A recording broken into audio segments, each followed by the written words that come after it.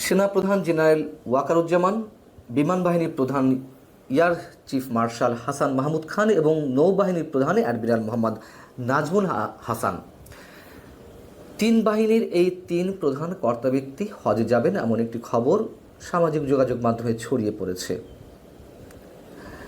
সামাজিক যোগাযোগ মাধ্যমে ছড়িয়ে পড়েছে কেন? হজে যাবেন তারা, এটা তো ভালো কথা, কিন্তু সেটি নিয়ে মানুষের মধ্যে এক ধরনের গুঞ্জন, ফিসফিসানি, রাজনৈতিক মহল থেকে শুরু করে সাধারণ মানুষের বিভিন্ন পর্যায়ে রহস্যের দানা জমাট বাঁধছে। কারণটি কি? একসাথে তারা তিনজন যেতেই পারেন, কিন্তু সময়টা তো অস্বাভাবিক। সেই অস্বাভাবিক সময়ের মধ্যে সশস্ত্র বাহিনীর তিন প্রধান কর্তা ব্যক্তি কেন হজে যাচ্ছেন 15 দিনের জন্য? এই প্রশ্নটি কিন্তু অনেকের মুখে মুখে।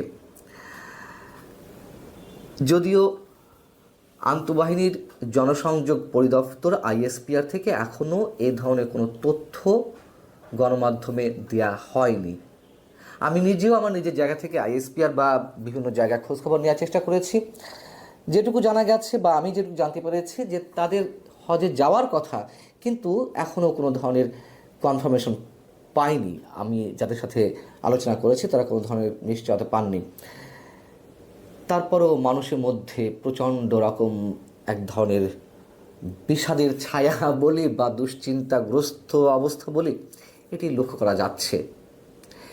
এর আগে মার্চের শুরুর দিকে মধ্য আফ্রিকা প্রজাতন্ত্রে আমাদের সেনাপ্রধান যখন সফরে গেলেন, কিংবা গত মাসের শুরুর দিকে যখন যুক্তরাষ্ট্র সফরে যাওয়ার কথা ছিল তার, সেটি বাতিল করা হলো। এগুলোকে নিয়ে ভারতের বিভিন্ন কথিত গণমাধ্যমে নানান ধরনের গুজব ছড়ানো হলো।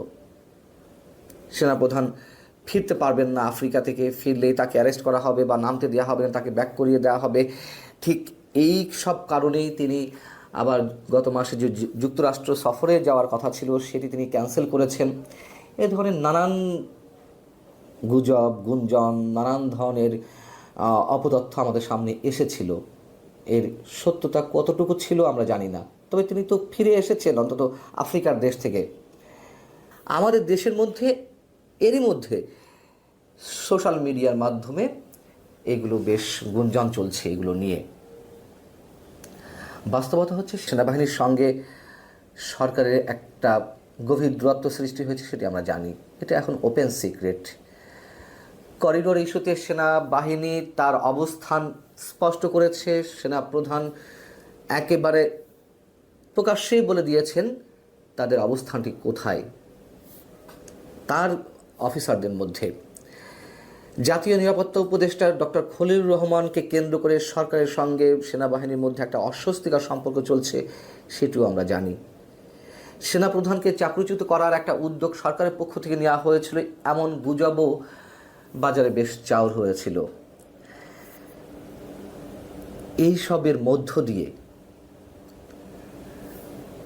সরকারের সাথে যে দূরত্ব সেনাবাহিনীর বা সশস্ত্র বাহিনীর, এবং যখন চাকরিচ্যুত করার একটা প্রক্রিয়া শুরু হয়েছিল সেনাপ্রধানকে, আমরা এও শুনেছি, সেটি গুঞ্জন হোক বা গুজব হোক, বিমান বাহিনীর প্রধান এবং নৌবাহিনীর প্রধান পুরোপুরি আনুগত্য প্রকাশ করেছেন বা সমর্থন প্রকাশ করেছেন সেনাপ্রধানের প্রতি।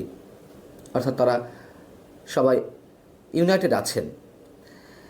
কিন্তু সরকারের প্রতি রাজনৈতিক মহল থেকে শুরু করে সাধারণ মানুষ পর্যন্ত হাতে গোনা কিছু মানুষ, হাতে গোনা 2-4টি রাজনৈতিক দল বাদে, আর সবার আস্থা তলানিতে গিয়ে পৌঁছেছে ডক্টর ইউনূস সরকারের প্রতি।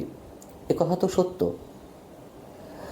অনেকেই এখন স্পষ্ট করে বলছেন, প্রকাশ্যে বলছেন, এটি আমার কথা তো নয়, যে পশ্চিমাদের এজেন্ডা বাস্তবায়নের জন্য ডক্টর ইউনূস সরকার কাজ করে যাচ্ছেন। এবং ডক্টর মোহাম্মদ ইউনূসকে সরাসরি অনেকে ফ্যাসিস্ট বলা শুরু করেছেন। ডক্টর ইউনূস সরকারকে ফ্যাসিস্ট বা স্বৈরাচার আখ্যা দেওয়া শুরু হয়ে গেছে এখন প্রকাশ্যে। আমি 2-4টি উদাহরণ দিই। যেমন মির্জা আব্বাস গত শুক্রবারই তিনি একটি অনুষ্ঠানে বললেন যে সংস্কারের কথা বলতে বলতে এই সরকারও যে ফ্যাসিস্ট হয়ে যাবে তা আমরা আগেই ধারণা করে রেখেছিলাম। অধ্যাপক আনু মোহাম্মদ তিনিও শুক্রবার একটি অনুষ্ঠানে যে বক্তব্য দিয়েছেন তার অংশবিশেষ হচ্ছে এরকম যে পরিস্থিতি সৃষ্টি হচ্ছে তার মধ্যে নতুন ফ্যাসিবাদের আগমন ধ্বনি শোনা যাচ্ছে। পুরো সমাজের মধ্যে আবার একটা নতুন ফ্যাসিবাদী শক্তির নড়াচড়া দেখা যাচ্ছে। এর বিরুদ্ধে প্রতিবাদ করতে হবে। করিডোর ইস্যুতে সরকার একটু পিছটান দিয়েছে, আগের মতন তেমন দৃশ্যমান কিছু দেখা যাচ্ছে না। তারপরও বিএনপি স্থায়ী কমিটির সদস্য আমির খসরু মাহমুদ চৌধুরীও শুক্রবারই একটি অনুষ্ঠানে তিনি মন্তব্য করেছেন যে এখানে দৃশ্যমান কিছু দেখা যাচ্ছে না, কিন্তু কাতারের রাজধানী দোহাতে গিয়ে অনেকে গোপন বৈঠক করছেন। জাতীয় নিরাপত্তা উপদেষ্টা ডক্টর খলিলুর রহমানকে ইঙ্গিত করে তিনি বলেছেন যে কাতার থেকে অনেক কিছু এখন শোনা যাচ্ছে।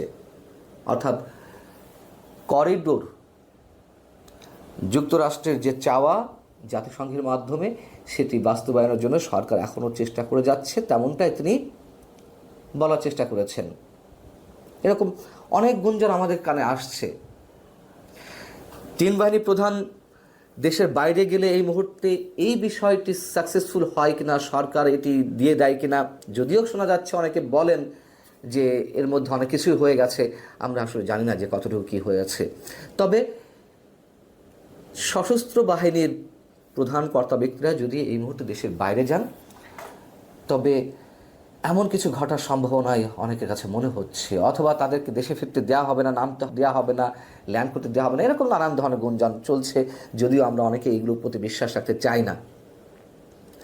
মবের যে সংস্কৃতি চলছিল কমে এসেছে নিঃসন্দেহে। সেনাপ্রধান মবের বিরুদ্ধে যে হুঁশিয়ারি উচ্চারণ করলেন, তারপরও কিছু কিছু জায়গায় আমরা মবের সৃষ্টি হতে দেখেছি। যেমন সবশেষ উদাহরণ, রংপুরের জাতীয় পার্টির চেয়ারম্যান GM কাদেরের বাসভবনে যে হামলা চালানো হলো, অগ্নিকাণ্ডের ঘটনা ঘটল, তার বিপরীতে সেনাবাহিনী একটা ভালো অ্যাকশন নিয়েছে এবং গত মধ্যরাতে সেখানকার বৈষম্য বিরোধী ছাত্র আন্দোলনের নেতাদের সঙ্গে কথা বলেছেন সেখানকার দায়িত্বপ্রাপ্ত ব্রিগেডিয়ার জেনারেল একজন, এবং তিনি এটুকু সতর্ক করে দিয়েছেন, সেখানে আবার সার্জিস আলম গিয়ে উপস্থিত হয়েছিলেন, তাদেরকে সতর্ক করে দিয়েছেন এখন আর সে সময় নেই, কোনো ধরনের মব সৃষ্টি করা যাবে না। এই ধরনের অরাজকতা যারা সৃষ্টি করবে তাদের বিরুদ্ধে কঠোর অবস্থান নেবে সেনাবাহিনী। কিন্তু এই যে দু চারটিও যা ঘটছে তাতে এই মানুষ হতাশ হয়ে পড়েছে, এটিও সত্য কথা। তার কারণ সেনাপ্রধান, সেনাবাহিনীর প্রতি মানুষের এখন আস্থা, মানুষের ধারণা বা মানুষ উপলব্ধি করতে পারছে না আসলে দেশে কোনো সরকার আছে কি না।